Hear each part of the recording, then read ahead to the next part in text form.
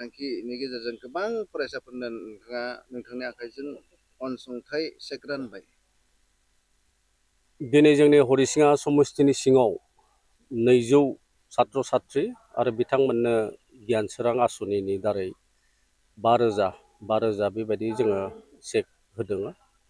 आरो जा गियान सोरां बिथांखि बे मोनसे फ्लेगशिप स्किम आरो बे फ्लेगशिप स्किमखौ जोंनि बिटिआरनि चिफ एक्जिकिउटिभ मेम्बार मानगोनां प्रमद बर' बिथाङा 2022 लन्च खालामदोंमोन।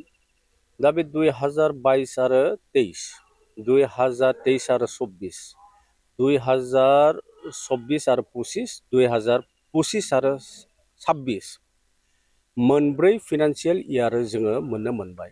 दा बे मोनब्रै फिनान्सियेल इयाराव मोनसे फिनान्सियेल इयाराव 200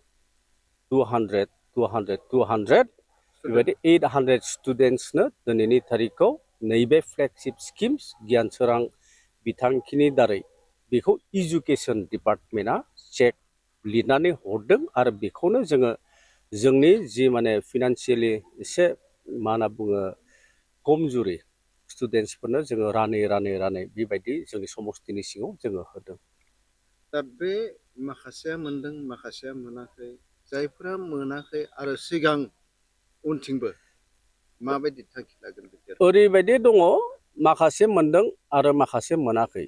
दा जाय बिथांमोना मोनाखै होनना बुंदों, खिन्थु बिथांमोनानो सिगांग्रो मोनबायबो जानो हागौ।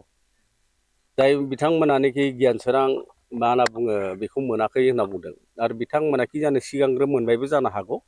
दा जिहेतु मोनब्रै फिनान्सियेल इयार जाबाय आरो बेबायदिनो गोदान माने स्टुडेन्ट्सफोरनो होबाय थादों। आरो बेवहाय मोनसे क्राइटेरिया दं आरो बे क्राइटेरियानो जाहैबाय मा, जे बै स्टुडेन्टनि जि बेंक एकाउन्ट आरो बे बेंक एकाउन्टआ स्टेट बेंक अफ इन्डियानि जानांगोन आरो बै स्टुडेन्टआ जे राइट टु एडाल्ट फ्रान्चाइज बा भटार कार्ड गोनां जानांगोन। दा बेखौ माखासे क्राइटेरियाफोर जि माने गाइडलाइन्स गभर्नमेन्टआ जोंनो होदों। दा जों नुनो मोनदों बहुत स्टुडेन्ट्सफोरा स्टेट बेंक अफ इन्डियायाव बिथांमोना मा होनना बुङो एकाउन्ट खुलिना लायाखै आरो बिथांमोना खुलिनानै लादोंब्लाबो बबेबा माने जिर' बेलेन्स आरो बिथांमोना बै बेंक एकाउन्ट्सफोरखौ खुलिना लादोंब्लाबो बिथांमोना माने केवाइसिफोर होनायाव मालाबा एसे थालांदों। दा बिनिखायनो माखासे बेंक एकाउन्ट्सफोरा बिथांमोना इनभेलिड।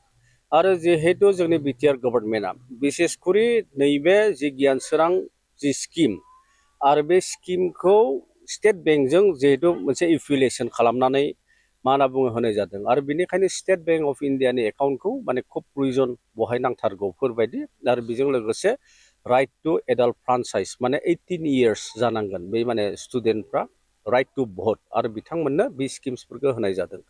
दा जाय बिथांमोना दिनैनि थारिखखौ माने मोनाखै आरो जाय बिथांमोना दिनै पार्सु खालामबाय थादों, लाइक बिथांमोननि बैसोआ 18 इयार्स जाबाय आरो बिथांमोना like high secondary second year आरो खायफाफोरा डिग्री फार्स्ट इयाराव जादों आरो बिथांमोनाबो फैबाय थानाय समफोराव नैबे गियान सोरां बिथांखिनि जि स्किम आरो बे स्किमनि जि माने 5,000 रां आरो बे 5,000 रांखौ बिथांमोना मोनगोन।